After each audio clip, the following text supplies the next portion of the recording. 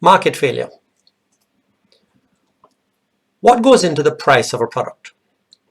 Ideally, the price is supposed to represent a balance between the value of the product to the society and the cost to the whole society of producing that product.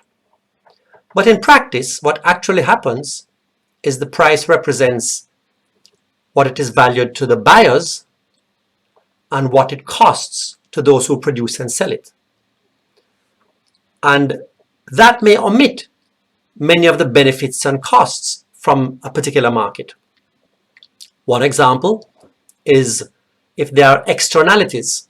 An externality is a cost or a benefit that accrues to others other than the buyer or the seller. For example, the production of certain goods and services may release pollution.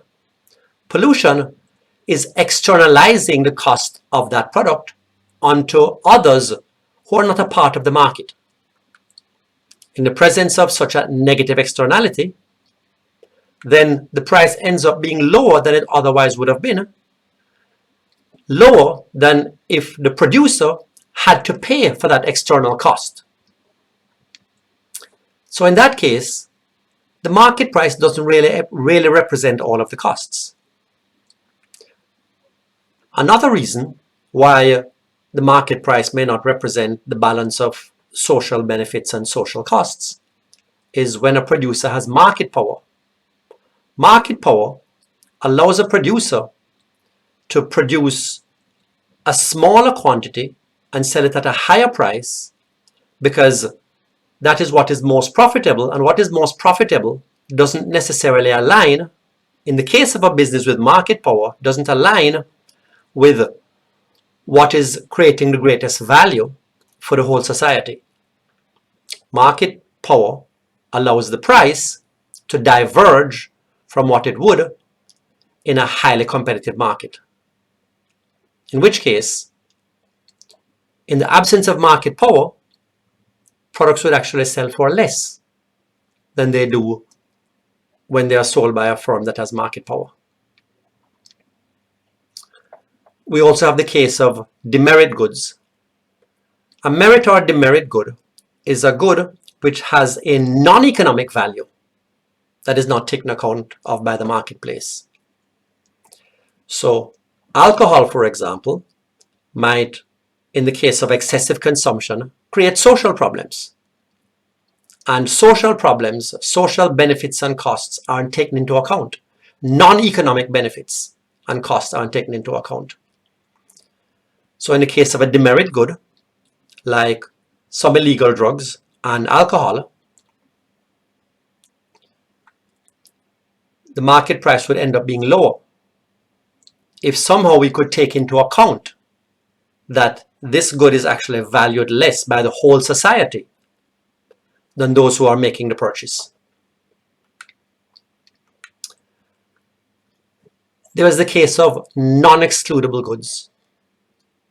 Non-excludable goods are goods and services that, by the nature of the good, the seller cannot exclude those who don't pay from benefiting,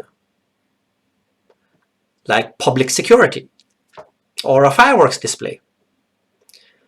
If those who don't pay can't be excluded, then it's difficult to make a profit providing that good or service because people will free ride.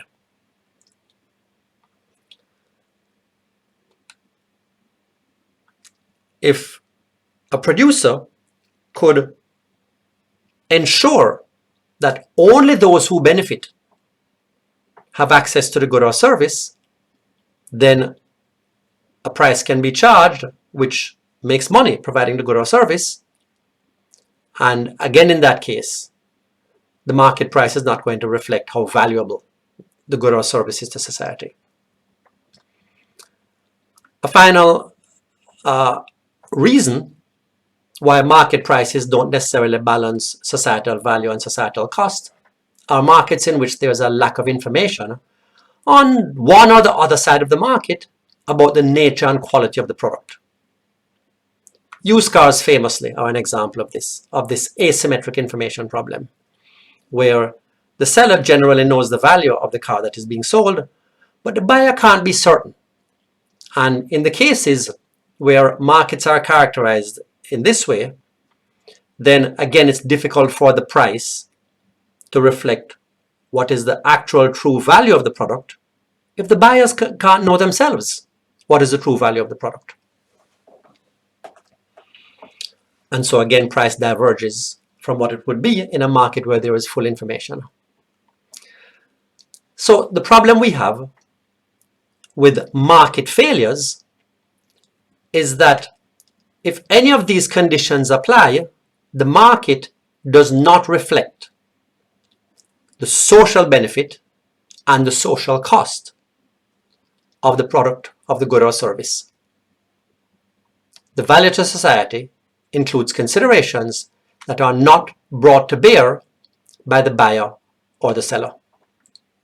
So we define a market failure as a situation in which the freely determined price fails to reflect the social benefits and costs of a market.